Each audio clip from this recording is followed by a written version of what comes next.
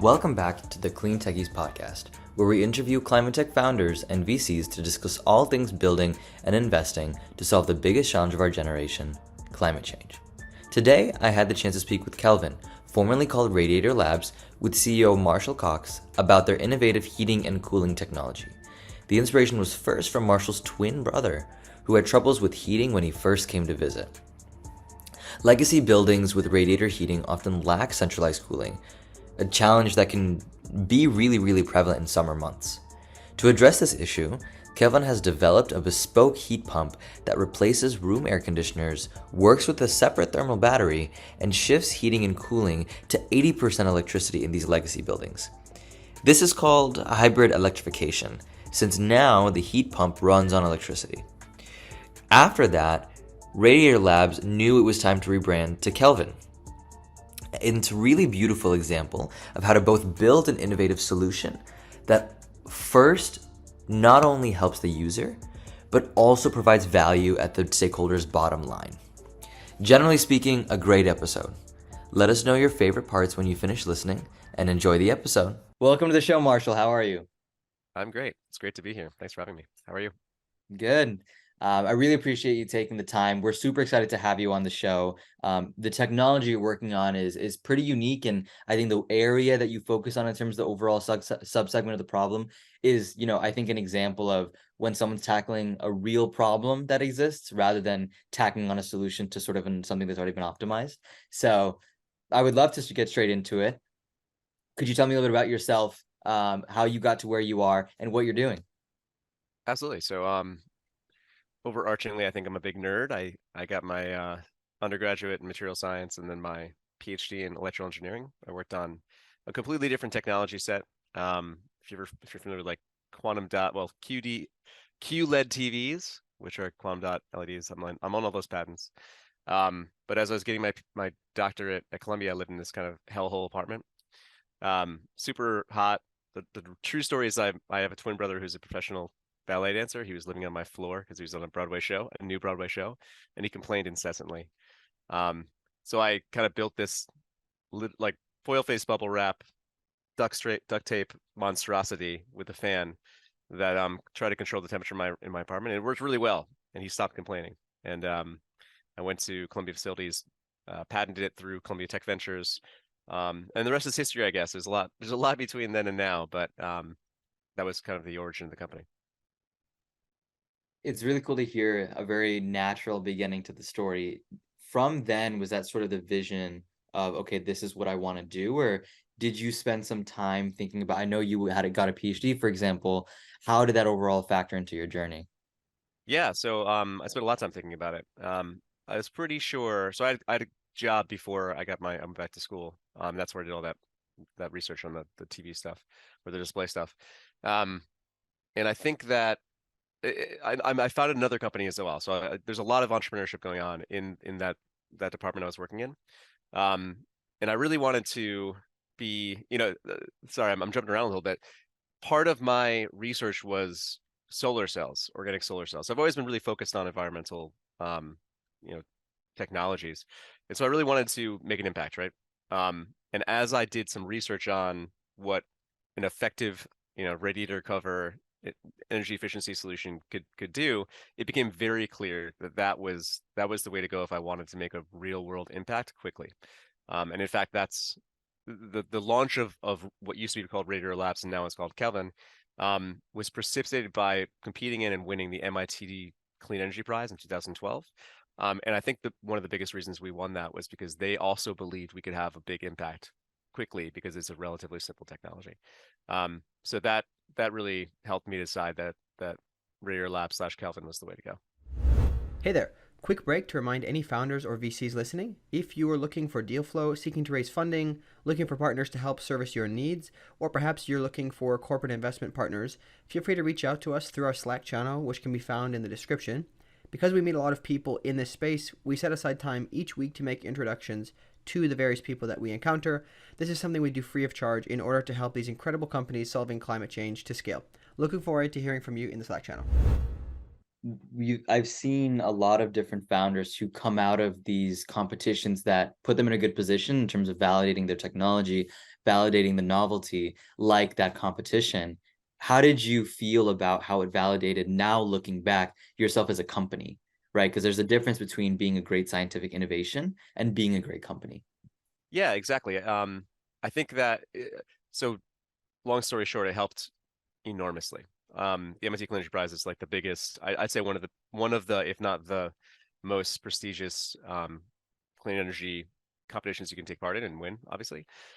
So coming out of a very engineering focused program and having I guess, a stamp of approval from a very business oriented construct like the MIT Clean Energy Prize, it gave me that.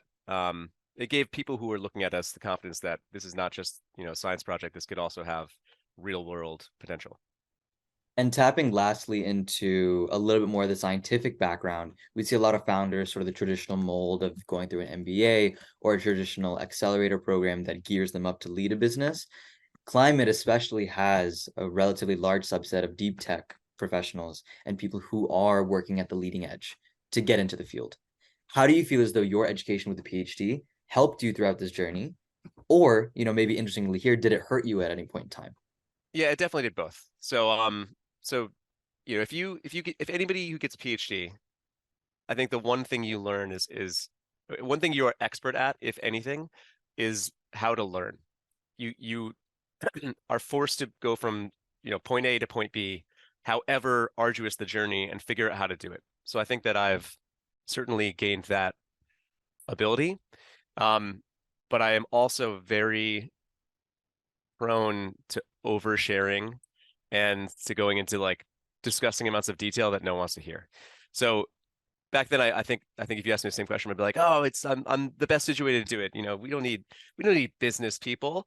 And I would advise anybody starting a company today to like definitely get a business person in from day one. Like it's not just like the education they've gotten as part of business. Like ideally they have experience.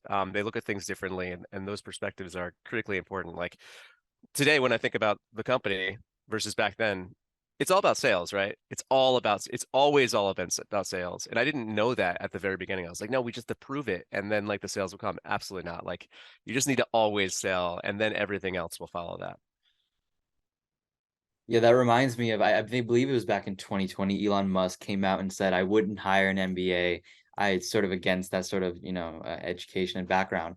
But there is a lot of validity in seasoned operators and understanding how to grow a business from previous experience and knowing sort of the trials and tribulations of commercialization. So I definitely resonate with you there, especially in venture capital. You see the different types of founding teams. You almost always need either an industry veteran or someone who's generally specialized in how to grow a technology. So that's super, super great to hear that from your perspective as well. Yeah, I totally agree. And to refine my answer, like I agree precisely with you. It's not necessarily someone with a business degree. Someone who has experience is the most important thing you could have in your founding team. Yeah, definitely. And so I want to pivot quickly into, just a high level overview for the audience, for those who don't know. Could you just break down to me in simple words, what is a radiator and also what makes a smart radiator? Sure. So most buildings built before, certainly almost all of them built before World War II, and most of the buildings built before 1960 and 70 even, have this form of heating called radiator heat.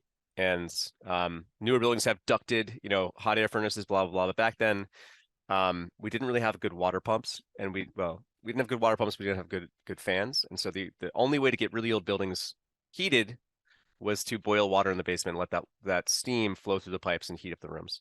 And then we invented water pumps, and really good ones in World War II, and then we started piping water around buildings.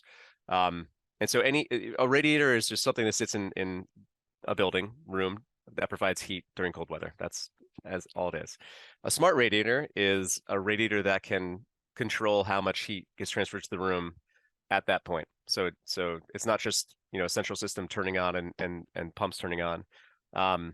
The radiator itself in each room can say, I'm going to give heat to this room, or I'm not going to give heat to this room.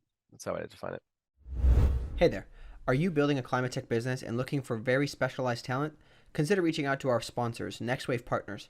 NextWave are experts in talent acquisition, recruitment, and retention across the climate tech, renewables, and ESG spaces globally.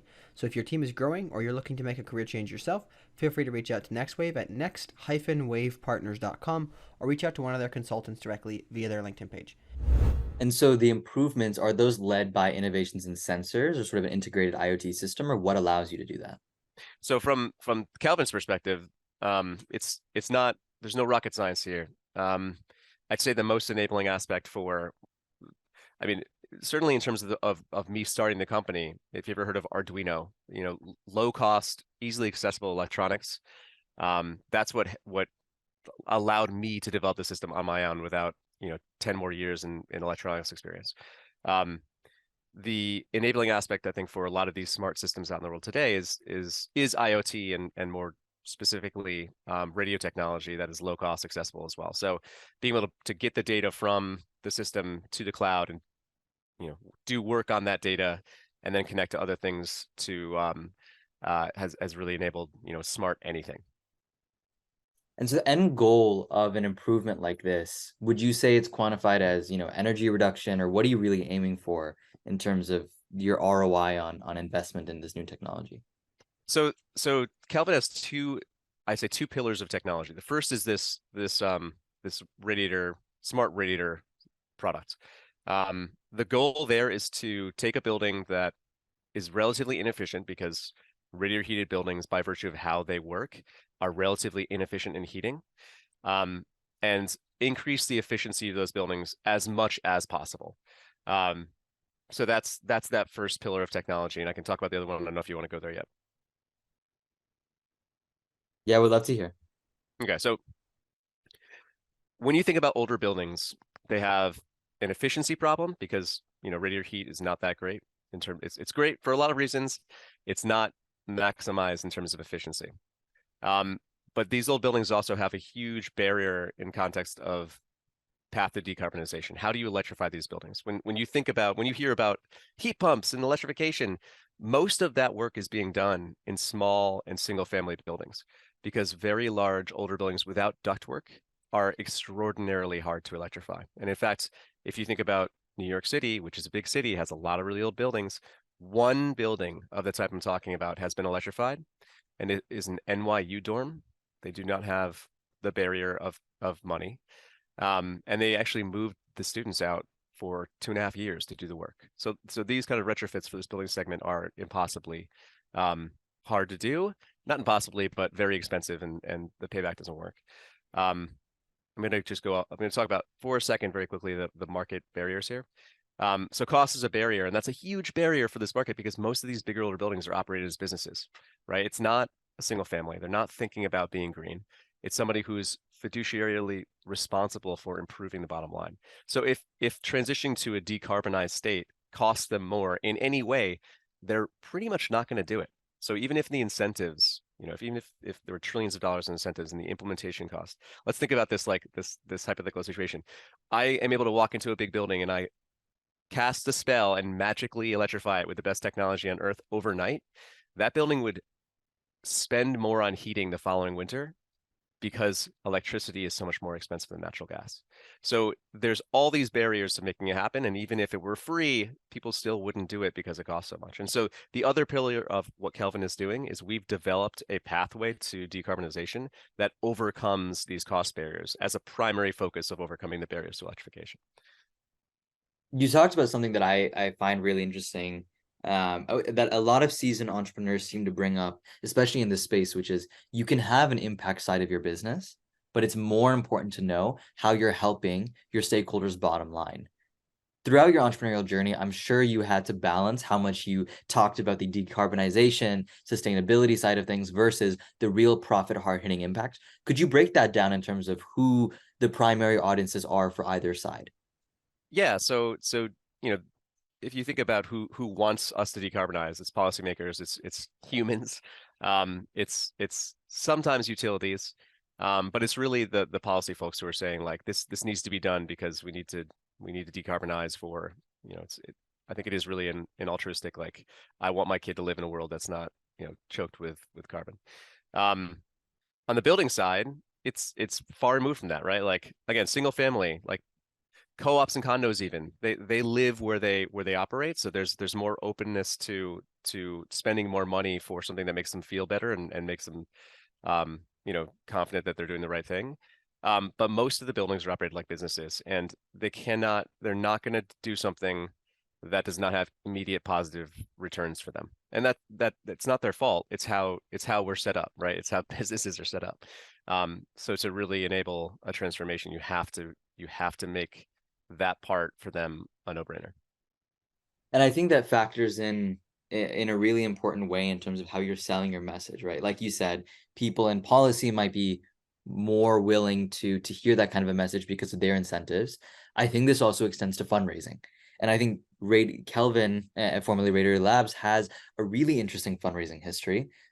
To my knowledge, you've raised from the Schmidt Family Foundation, the Partnership for New York City, but you've also raised from traditional private style funds such as GP Ventures and the Dorm Room Fund. Could you break down for me if there was a real difference in your fundraising story between these different, capital giving groups, or if it was relatively the same, and what other entrepreneurs could learn about how to navigate their language and their mission? Yeah, I mean, over the fundraising history of the company has been a little rough, right? Like, I found the company in 2012. I graduated from Columbia in 2013, and we got some really great early investors, micro VCs, who are fantastic, still involved to this day. They're the best. But we spoke to a lot of people, and there were only a few people who believed in hardware and who believed that a radiators were an okay thing to invest in, right? Like clean tech, ding, like half the investors don't care, right? Radiators. I had an investor one time, and I won't say their name, but they were like we were at this trade show and this guy walked by and he was a very well-known person, and he looked at us and he went, "Radiators," and like kept walking. Like those are hard things to get money for. So it took many years to do this, and I'll throw in there that one of the lifelines that kept the company afloat is government grants. National Science Foundation, SBIR. That bridged us a very long time, and it took a long time for us to make this happen because we had to get certified. We're a new technology in real estate. Putting things in people's homes for heating. That's like a pretty mission critical aspect of people's lives. So we had to go through many rounds of certification, and the ultimate being, in part put into the New York State Technical Resource Manual, which is like what you can't get further certification than that. That happened in December 2019, which was not good timing for us to be ready for prime time. So this year finally we over the past 10 years it's been mostly smaller groups, micro VCs. No proper VCs were interested, and then in 2000, we started talking about electrification and really developing some really exciting things, I think. And that allowed us to get the attention of these larger funds. And 2150 earlier this year took the plunge, really fought for us. The folks in there, Christian Hernandez, who fought for us, are champions in my book for sure, and great people to work with. But it is really, you have to find the people who care about what you're doing, and sometimes what you're doing may not be as sexy as crypto or right. There's a number of buzzwords I can rattle off right now that'll make sense, but it really is who you have to know who you're talking to and know what they care about. Yeah, on the investment side, it takes a lot of discipline to be able to look at every opportunity as its own and not conform to former bias. I'm curious, as a founder, how did you react to this well-known name coming across and sort of dismissing your technology? It wasn't surprising at that point, right? Like it had happened before. It happened many times since then. It will happen again. It's some people just don't care about the small. We get put in boxes all the time, right? Everybody puts things in boxes, and if you as an investor, the box you want to see is every man, woman, child on earth, right? Like if you want to sell software, for instance, right? Like you're not going to care about anything that's outside that box. So it's not surprising. I mean, it's hurtful to have somebody be so dismissive to your face, but that's also not a vanishingly rare act. Hey there, thanks for listening to this episode. If you made it this far, it's likely that you're enjoying the show, so I wanted to ask your help. If you're enjoying it, please give us a review on Apple Podcasts and share with somebody in the same industry who might find this interesting. And if you're interested in getting summaries of these episodes, go subscribe to our newsletter that comes out on LinkedIn and Substack. Links can be found in the description. Thanks for your help in growing the reach of this show. Assuming then you don't have some of the signals or things to pay attention to, like a software founder or someone who's applying to a broader audience. I'm curious as to what signals you might follow to know that you're on track, right? Like you said, you're probably going through a pretty unorthodox fundraising journey, navigating government grants, navigating all these incentives. It might be hard to understand if you're being successful, especially as a founder, if you're being successful in your fundraise. What did you use to keep yourself on track and get yourself to the place you are now? Just as a clarifying question, do you mean like process, or do you mean like knowing who to talk to? I think, it's sort of maybe like a philosophical side to the process, which is, a lot of the things founders don't have the answers to are the intangibles, which is when I'm being told no in a lot of different directions, how do I know where to go? Right. And so I Yeah. guess I'm wondering for you, when you were dealing with that, people don't want to talk about climate, then people don't want to talk about radiators. How did you still stick to your goal and your plan? Yeah, I think it's all about network and the people you confide in and who you trust. To be honest, if I had to distill it down. Um, and there were many times that like I lost a lot of faith in what we were doing and needed to speak to people, and you need to get those people early on in your journey. So it could be a co-founder who has experience, right?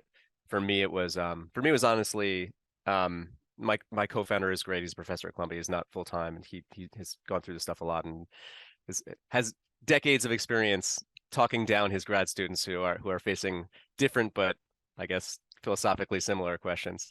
And then one of our very early investors, Urban.us, who is now Third Sphere, Sean Abrahamson, has been that like trusted advisor for over almost a decade, and has this is a person who has vast experience, is exposed to every knows everybody, knows everything, and is able to, as a result, put it in perspective that I am not able to put it in, right? He sees it from the outside and can really help you find that path. I think that's a super important thing to have.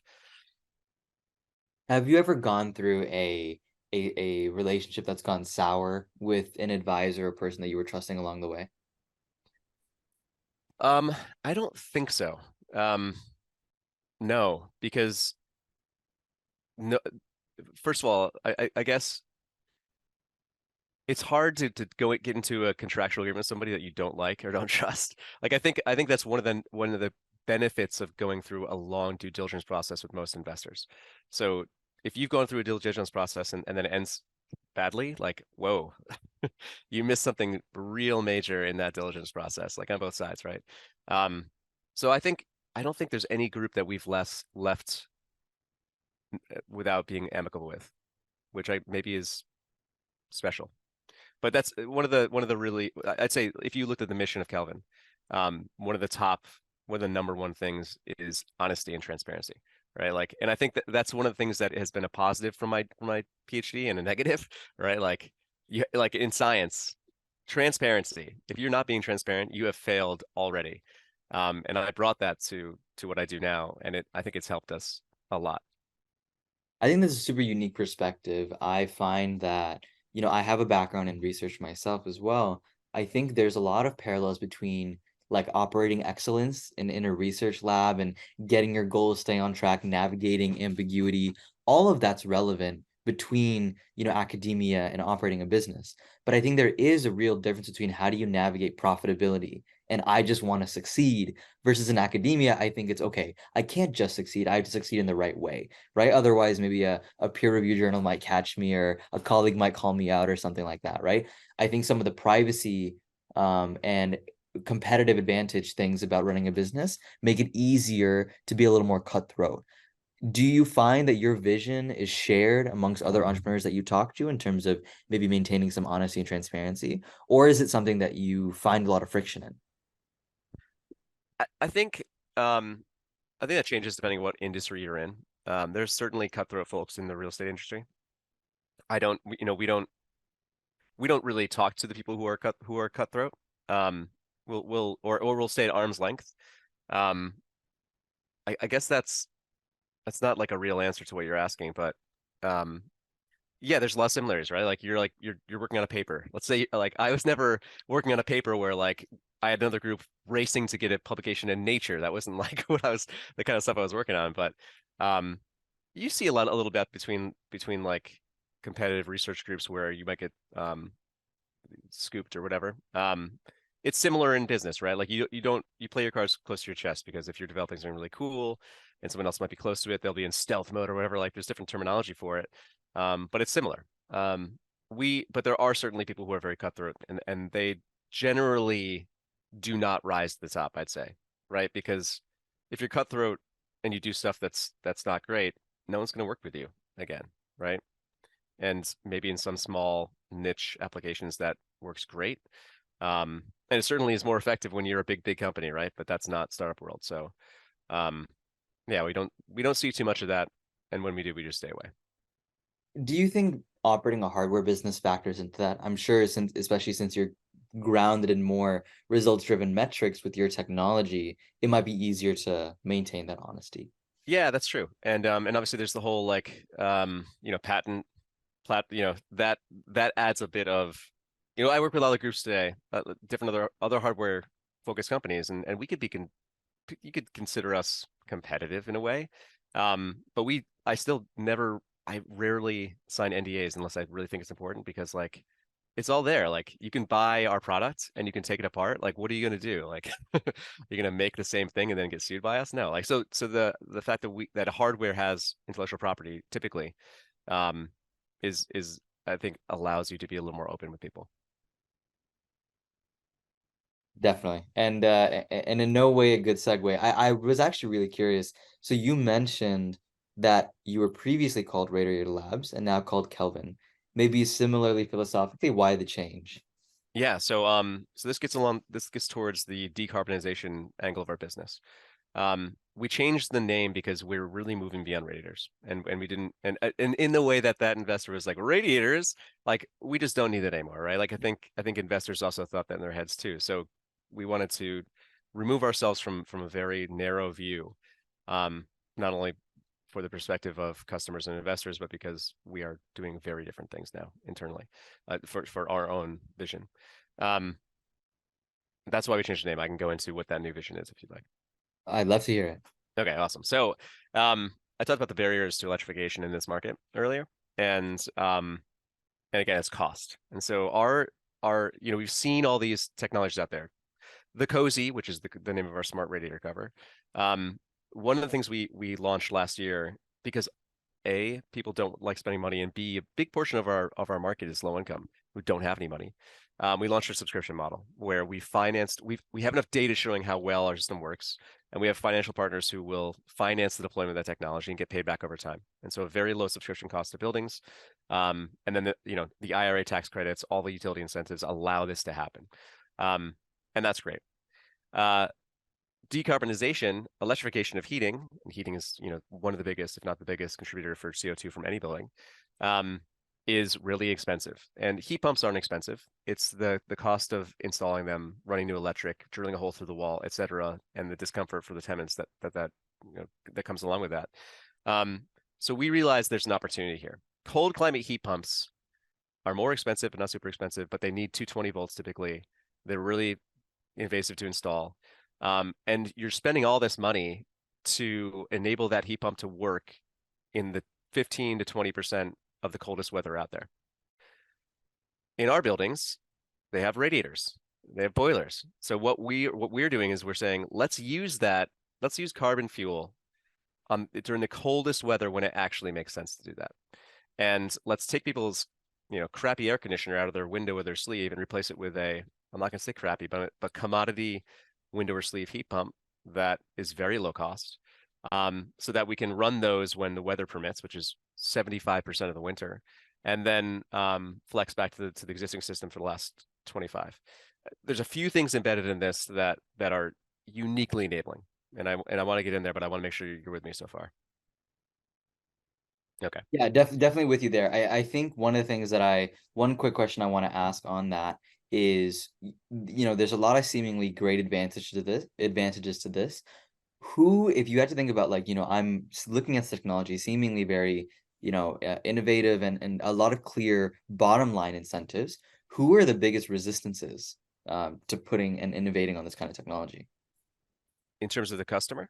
Yeah, it could be, whichever stakeholder sort of gets in your way of putting this technology out there.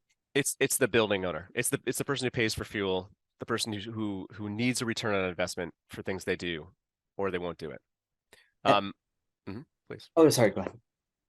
I was going to say, I mentioned earlier that businesses won't do anything if things cost money to them.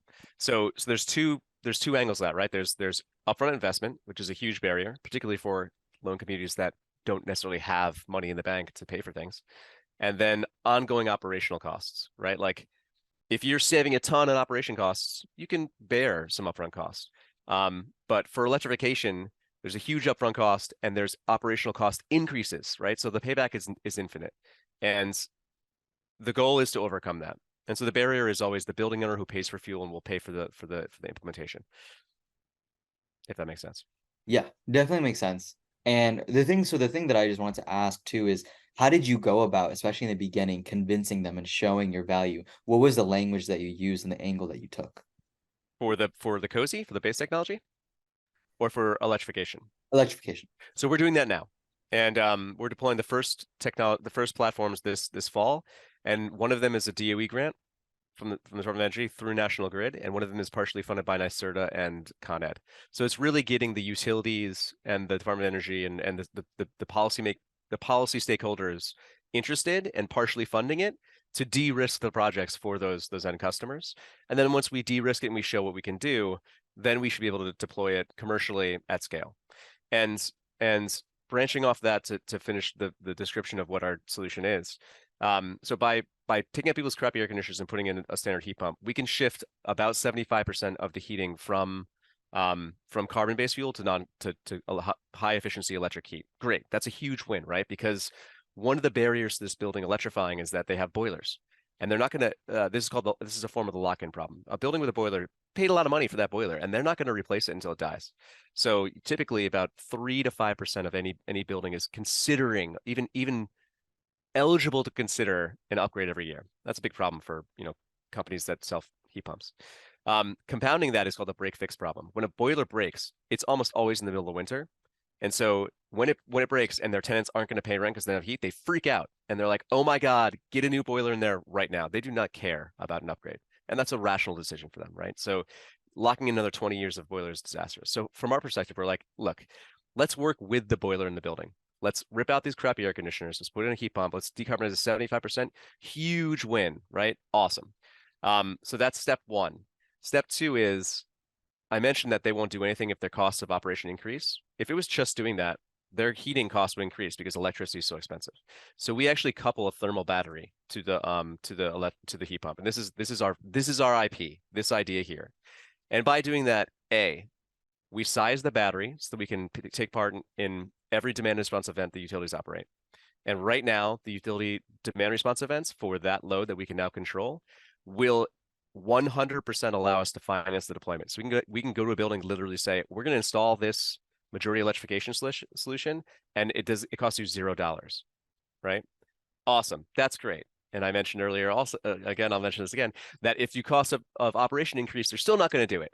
So we have this big battery that can participate in all the demand response, which is mostly air conditioning in the summer right now. What do you do with that battery when it's not doing that 4-hour peak shift? Well, you can take the majority of the electrical consumption of that heat pump and shift it into the middle of the night when electricity is half as much as it is during the day, right? And then store that energy and then distribute it during the day when peak electricity prices would make it less, totally unprofitable. And this reduces your cost of heating below that of natural gas. So now we can go into a building where we can say, we're going to deploy this technology. It's going to be free to you. And you're going to spend less heating the following winter. Sound good? And I think everyone's going to be like, yeah, that sounds good. And the tenant, I think this is one of the things you wanted to talk about. A lot of times decarbonization, energy efficiency, blah, blah, blah, has this thing called the split incentive, where you have to make someone experience pain to make progress on these fronts. And in this case, that's not true at all. If you think about, you've lived in a building with a radiator, right? Like it's super uncomfortable. It sucks. So we're giving them control. We're giving the thermostat. You can do, setbacks. You can do day night settings. It's programmable. It's basically a Nest thermostat for radiators, right? So they're super comfortable. And that energy shifts, it's called a time of use optimization. We can shift the energy consumption from the middle of the day to the night in the summer when the tenant pays for air conditioning. So they're saving 30% on their air conditioning costs as well. So everybody here benefits, right? And by removing those greatest frictions, financial, we can actually incentivize these buildings to make this switch, because why wouldn't they? And then I know I've been talking for a long time. The last step 3 is, okay, great. Now we're deployed with hybrid electrification. What's the next step? What happens if the boiler dies? Well, we've been deployed in this building. We know everything about the thermodynamics in the building. So we can match it exactly to the right full electrification solution. And we're running the boilers, right? We can say, oh, your boiler died. Remember that report we told you about what your building should do when the boiler dies? Well, that happened.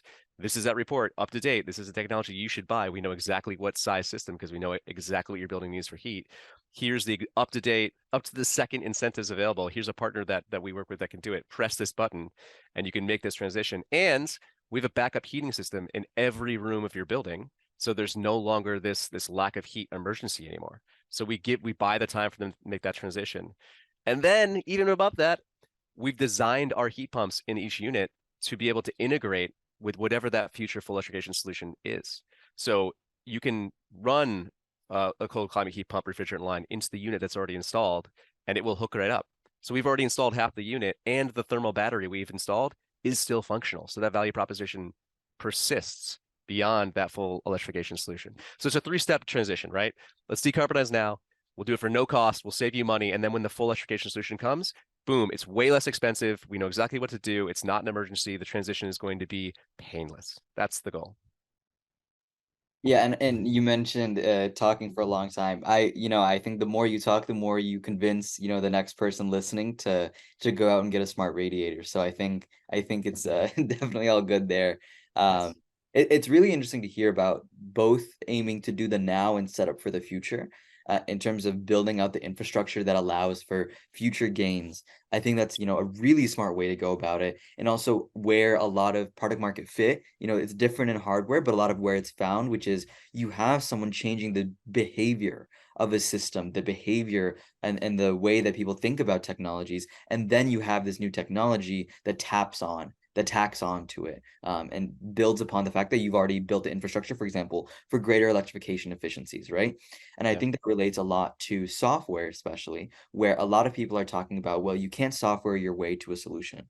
However, there is a lot of, for example, energy on demand efficiencies about when do you modulate energy? How do you manage it? How do you send it, if, for example, not this business model, but how do you send it to the grid or other sources? All of that's done through calculations and automation that is achievable through software. And so it's great to hear about that component of the technology. I know you mentioned it very briefly, but I wanted to highlight that because I think that's a key example of how people can think about hardware solutions in terms of their tangible benefits and the way that they're actually going about it.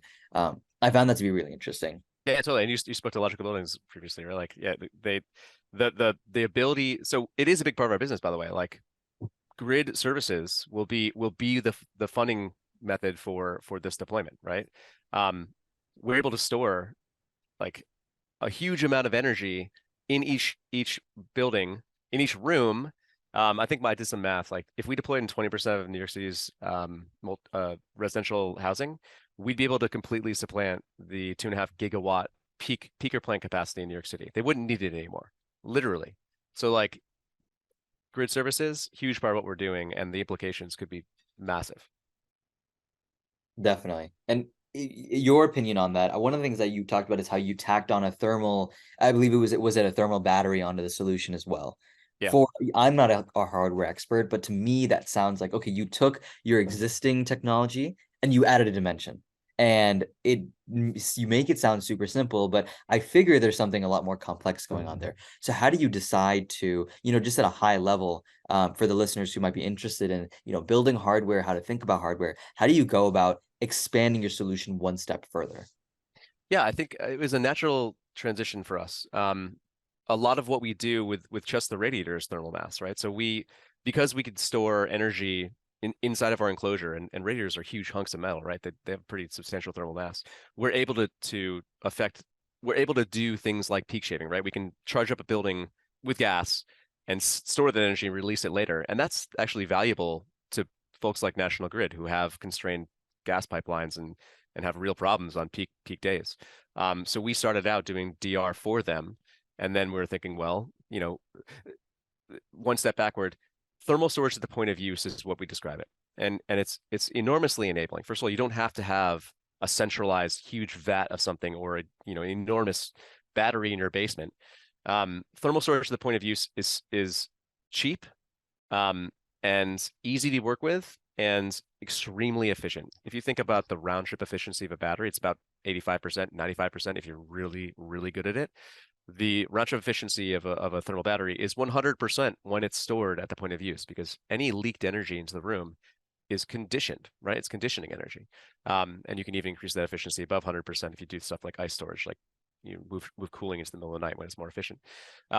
So yeah, we really like it's a natural transition from what we were doing with cozies and radiators to the world of electrification. And I think it was one of the missing links to make it not only feasible and avoid the power grid disaster scenarios that a full electrification of a city like New York would result in, while generating revenues through that flexibility. So if I, just to help clarify my understanding and also for the audience, it was a natural transition, not only in terms of what you needed, but also what would provide greater value. Is it, Yes. especially in operating in hardware, do you think that's commonly the case where if you're trying to build upon your solution, there's often a quick answer? Or do you think this is sort of a unique situation? Well, it wasn't necessarily a quick answer. It was obvious only in retrospect, right? Like we had to think about it a lot. But yeah, I mean, when you work on a problem, ultimately you're gonna start getting an understanding of what the big what a showstopper is, what are enabling aspects, and sometimes those things will be easy, and sometimes those things will be very, very hard, right? So yeah, I think we're in a special situation where this case it was relatively easy, and aligned entirely with our IP set. So yeah, this might not be the case every time, but I think often there are simple solutions. They might not be the best solution, right? Like the best solution is a fusion powered cold climate heat, like some great ridiculous thing. But it's the best of what we have today. And you have to, I'd say, like in general, I believe this wholeheartedly, you have to assign a lot of value to simplicity. Yeah, and I think like you said, sometimes, especially with hardware, especially with the time it takes to get to market and get to a full-fledged product, there's a lot of consideration of, does this move the needle far enough for it to be worth the investment? I think compared to software investments, unfortunately, that's really put a heavy lift on hardware, whereas in software, you can iterate to match and find that product market fit really quickly. In hardware, I think it's put this at sometimes unnecessary burden to get everything right away. And I think Oh yeah. what I found really interesting in yours is, you found something, but then you started iterating on that too, again, moving to electrification, moving to add this extra, hardware in it. And so you see some of the agility of software really being shown here. Do you think I know you said it was a quick and easy fit. Do you think there was anything about the way that you made your technology that it's kind of like you build your own luck? Is there a way that you think you designed what you were doing that lend itself to actually have this easy add-on, easy expansion? My hunch is yes, but I wanted to know if there was any like specific ways that you were thinking about it. I think in general, we aren't developing the heat, right? Heat pumps have been around for a long time. And so we're really creating this new heat pumps have been around, thermal batteries have been around. Like we're not creating anything new. We're creating a new system. And so when you look at it that way, it's not software, but it's a lot closer to software than like developing new hardware. So in a way, it's faster because of that. And I want to point out, by the way, like from software to hardware, huge increase in technology risk, right? Because exactly what you said, it just takes so much longer to iterate. From software to hardware in someone's home is like another compounding. It gets, when you deploy stuff, like even in a building, like if you're in the basement, not that bad. You can go there, right? You deploy it in 100 apartments in that building. It is essentially, you will never get back in there, right? So like you really have to make sure, and that's what we did for that first 8 years of the company, right? We like made sure we never had to get back in, and it still has issues we have to deal with, right? Like, but yeah, that's all I have to say about that, I guess. No, super helpful. And I think, I've sort of been tiptoeing around this and keying it at certain points. I think there's a lot of really interesting things about the way that you've gone about navigating, a very complicated fundraising strategy, being able to build something that really does affect the bottom line of your stakeholders. For many of the successful founders that we've had, there's oftentimes some key things that really led them to get to where they are, right? Things that they've learned over time. And so, at a high level, especially as we get to the latter half of this interview, I just wanted to know if you have, maybe if you had to go back in time, what would be the top three things you would tell, a younger self, maybe freshly graduate out of your PhD, what top three pieces of advice to yourself, either hardware specific or not, about building a company? Yeah, the first thing would be that founder thing. You definitely have to get a more someone who's been a founder before. Like, it doesn't matter if they succeeded or not. It's like such an important part of a founding team. Who can handle the business thing, know what they're doing, talk to investors, understand what investors want to see, right? Like, it took me a long time to understand what investors wanted to see. So I'd say that is number one. And number two is it's great to like, again, it goes towards like the two levels of inaccessibility of hardware where we're putting it. Like, I think it's like measure twice, cut once, right? Like, if you can, and if you can get money to spend a little time, like to waste a season, right? Like, this is something I've been facing a lot of for the history of the company. Like, oh, I don't want to miss a season. Sometimes it's worth missing a season if you can really go slow and perfect something rather than put something out into the field that's not ready. Do you know what I mean? So like being very confident and putting your technology through the paces before you deploy it is super important. At the very least, you really want to be able to do a firmware over the air before you put anything in the world. Let's get that out there. Yeah, those are the two most important things I'd say. And then the third is if you can do some market research, like if you can talk to real people, like what do you care about building under? Like, be honest with me, you know? And not only can that give you really important information, but it's an opportunity to get somebody involved and with a stake in what you're doing, right? Like, you need this problem. What if I solve it? If I solve this problem, can I solve it for you? Like, maybe, right? Like, so you can get your first customers that way too. But those are I think, the biggest things. Is there a nuance to that last point? Is there a nuance to responding to customer validation essentially in hardware? Because you can't necessarily do everything, right? If someone's like, I want, my building to spend no electricity. Well, I think that's not possible yet, right? And I think that's really tied to the fact that hardware investments just take a longer time. And, deep tech is a different beast in terms of how you get technology to market. Do you have any specific piece of advice about how to navigate customer validation, especially with the hardware investment? Um, Not really. I mean, it's you just got to talk to customers. You just got to go, like, and there's very different customers, right? So you could have a technology that's great for commercial, and then like you're like, oh, this is great for residential, and you go talk to them and think it's not right. So it's you just have to do a deep dive on your market, and then you have to figure out, okay, who is probably the best person to talk to, and then go talk to them, and then go talk to other people too, right? It's all about just talking to people. You have to talk to everybody. Like, you can. I think I know a bunch of people who develop, like, because I went to university, like, people develop stuff. It was cool. It was awesome, totally awesome, and it failed because like it was designed and built and developed for something that the person had in mind, and it didn't have value there, right? And I'm certain it has value somewhere else, but you spent all your time on that one thing and it didn't work out. Yeah, definitely. And I think that just goes to the overall story of making sure that you have the right, whether it's be having the right founding team, the right technology, the right understanding of the space, just making sure you know enough about the opportunity to start and actually build something. I think that's pretty much been a common theme in your advice and something we've seen across a lot of different founders, which is every person has their own way of getting acquainted in their own opportunity, but you have to be prepared Yep. no matter which way you're going about it. So I really appreciate your angle on that, especially like you said, coming from the more scientific background where you definitely have a leg up over a general a builder operator who doesn't know the space as well. Well, look, I've loved having you on this episode. I think, I think the end goal of this is really to have an audience that never goes at a Radiator show, goes to a trade show and looks at a Radiator and is confused ever again. I think you've made a major stride in educating everyone in terms of what the space is. Before I let you go, I did want to ask you, just for a bit of background for the audience, you are very involved in this sort of the New York City area. You spend a lot of time working professionally in and around New York City. Are you going to New York City Climate Week? And if you are, what are the things you're looking forward to seeing and learning from your time there? So I am going only for 2 days because my family's going out of town next week and I have to take care of my kids. But it's really just going to the big meetings, like just meeting people. I think it's the opportunity to meet top people from the organizations you care about, be that policymakers, portfolio owners, the founders themselves, et cetera. Everybody's going to be at these events. And unfortunately, you have to go to like the big ones, right? The biggest, like most coveted ones to see the biggest names. But everyone's going to be all around. Like there's a really cool event at the New Lab in the Brooklyn Navy Yard. I think that's Thursday. I won't be there unfortunately because that's when my my wife flies out.